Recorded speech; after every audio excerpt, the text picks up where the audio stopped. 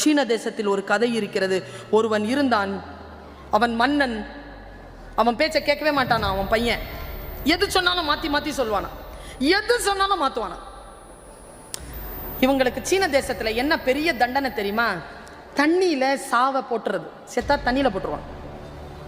அவனுக்கு உடன்பாடு இல்லை. இவ்வளோ கோமா இருக்கான் என் பையன், தண்ணியில் அவன் போட்டுற போகிறானேன்ற பயத்தில் தன் பையனை கூப்பிட்டு, டேய் நான் செத்தா என்னை தண்ணியில் போட்டுடுறான்னு. ஏன்னா சொல்கிறத எப்போவுமே மாற்றி தானே செய்வான்றதுனால சொல்லிட்டு செத்துட்டார். அந்த பையன் யோசித்தான், வாழ்க்கை முழுக்க எங்கள் அப்பா பேச்சை நான் கேட்டதே இல்லை,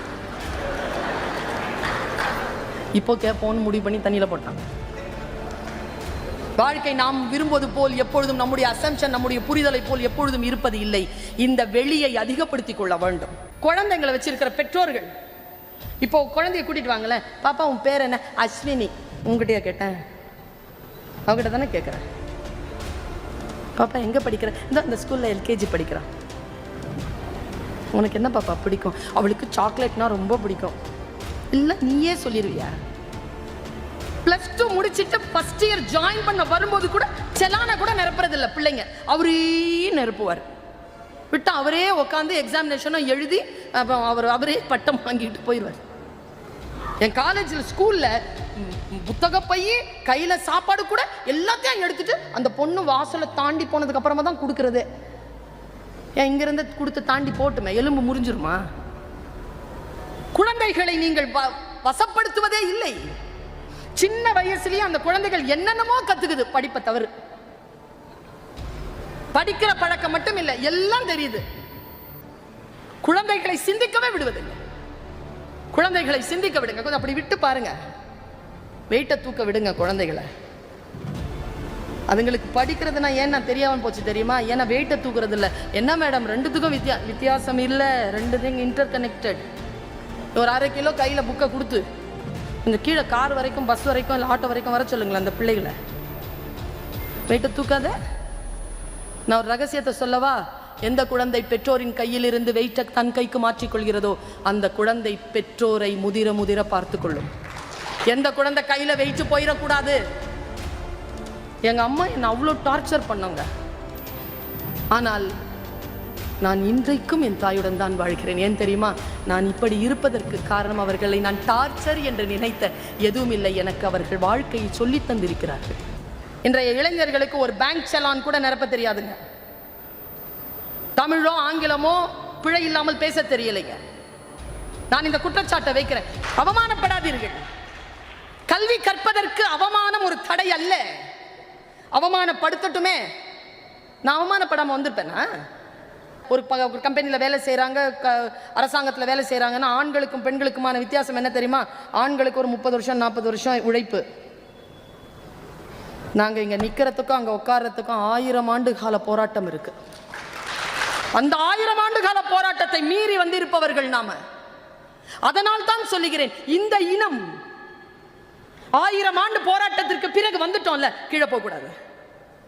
கீழே போகக்கூடாது. முடிந்த அளவு கீழே போகாமல் இருப்பதற்கான அந்த சூழலை ஏற்படுத்துவதற்கு எங்க சின்ன சின்ன பாடல்கள், சின்ன சின்ன விஷயங்கள், டெய்லி மேகசின், ஒரு நியூஸ் பார்க்கிறது, ஒரு சொல்லை புரிந்து கொள்வது, ஒரு சென்டென்ஸ் இருக்கு அந்த சென்டென்ஸை புரிஞ்சுக்கிறது, வாசிக்கின்ற பழக்கம், ஒன்றை தெரிந்து கொள்ளுகின்ற பழக்கம், ஒரு நாலேஜை பெருக்கிக்கிற பழக்கம். நான் இப்படி சொல்றேன் பாருங்க, இந்த வரிசை தாங்க நம்முடைய மரபு சார்ந்த வரிசையை நான் சொல்லுகிறேன். இதுதான் வரிசை. என்ன தெரியுமா? கல்வி. அறிவு கொடுக்காத கல்வியால் பயனில்லை. அறிவு அன்பை தர வேண்டும். அன்பு தராத அறிவினால் பயனில்லை. அன்பு அருளுக்கு மாற வேண்டும். அருளுக்கு மாறாத அன்பினால் பயனில்லை. அன்புக்கும் அருளுக்கும் இருக்கக்கூடிய வித்தியாசம், அன்பு தெரிந்தவர் மட்டும் வருவது, அருள் தெரியாதவர் மட்டும் வருவது. யாருனே தெரியாது அவங்களுக்காக அருள் வருவது. அருள் துறவுக்கு போகணும். துறவுங்கிறது என்ன தெரியுமா? தீமை செய்தவர்களை தாண்டி அவர்களுக்கு நன்மை செய்வது மட்டுமல்ல, செய்த நன்மையை அங்கேயே கழுவி விடுவது துறவு. துறவு தான் முக்திக்கு போகும்.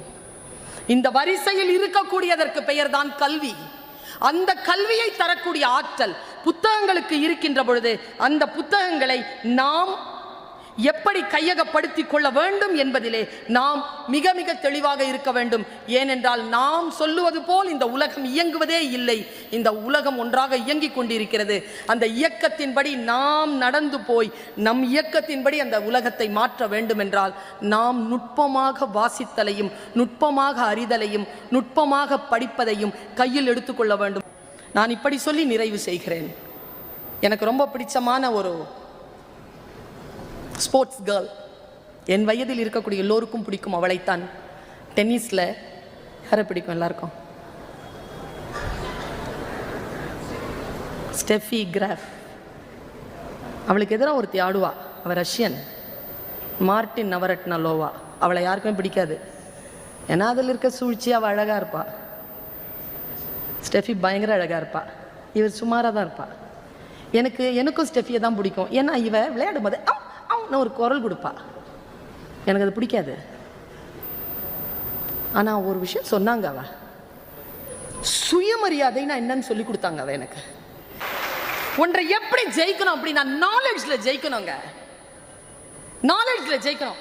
எப்படி ஜெயிச்சா பாருங்க. மார்டின் நவரட்னலோவா என்ன 43 வயசுல ஜெயிக்கிறாங்க. அவ வேர்ல்டு லெவல் காம்படிஷனை ஜெயிக்கிறான். அவகிட்ட வந்து கேட்கறாங்க 43 இயர்ஸ் செரீனாலாம் வந்துட்டா. செரீனா வந்த பொழுது ஜெயிக்கிறா.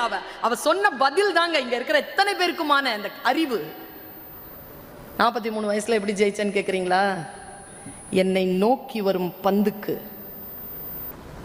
என்னுடைய ராக்கெட்டிடம் சொல்லி வைத்திருக்கிறேன், அது என் வயதை அதற்கு சொல்வதே இல்லை. பாருங்க.